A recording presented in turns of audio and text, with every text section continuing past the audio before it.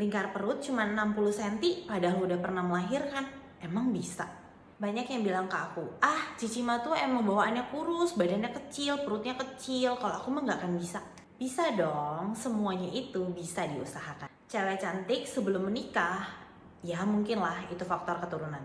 Tapi kalau dia cantik sesudah menikah dan punya anak, itu faktor usaha. Jadi itu too good to be true banget kalau ada yang bilang, aku mah udah bawaannya kayak gini.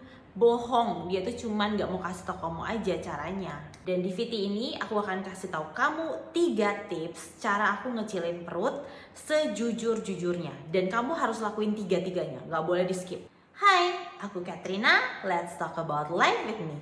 Menurut Kementerian Kesehatan, lingkar perut maksimal untuk laki-laki adalah 90 cm dan lingkar perut maksimal untuk perempuan adalah 80 cm.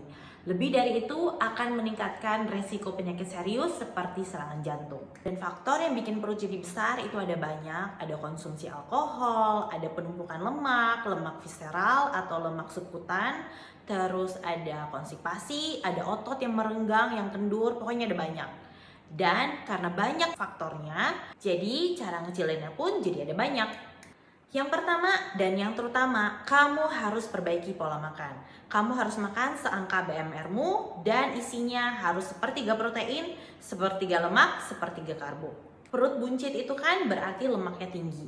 Dan sebenarnya lemak yang bagus untuk bikin abs kelihatan itu ada di persentase sekitar 16-20%. Dan cara yang paling efektif untuk menghempaskan lemak adalah dengan memperbaiki pola makanmu. Cara memperbaiki pola makan dan pengertian BMR, TDEE itu udah aku jelasin banyak berulang kali di VT-VT-ku, kamu harus tonton ya.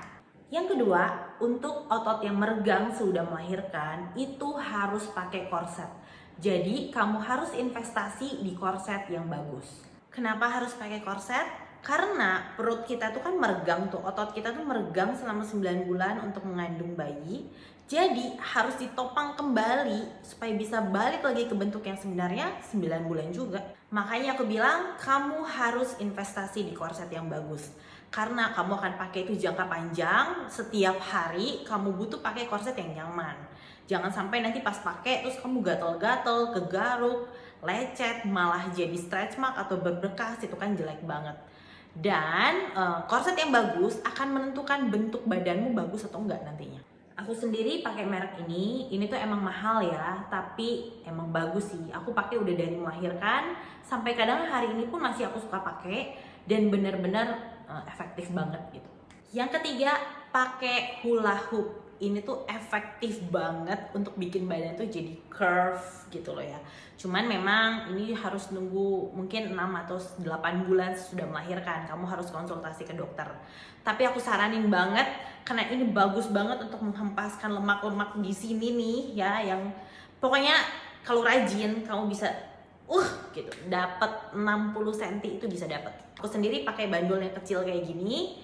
Itu benar-benar ruangannya kecil pun bisa tetap dipakai dan gak harus bisa goyang yang gede. Kalau yang gede itu kan harus bisa seimbang atau segala macem.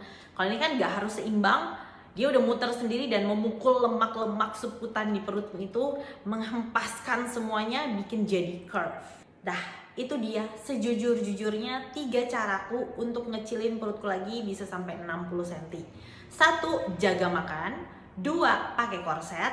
3. Pakai hula hoopmu. Harus rajin, konsisten, persisten, dan investasilah. Investasiin uangmu itu jangan di makanan, jangan di barang. Investasiin ke badanmu, ke mukamu, apa yang kamu makan. Itu lebih penting. Ini semua udah aku lakuin ke diriku sendiri dan efektif banget, makanya aku berani sharing. Kalau kamu nggak tahu beli di mana korsetnya atau beli di mana hula hoopnya, boleh cek di keranjang kuningku, cobain ya. Oke, kalau berhasil kasih tahu aku. Bye bye.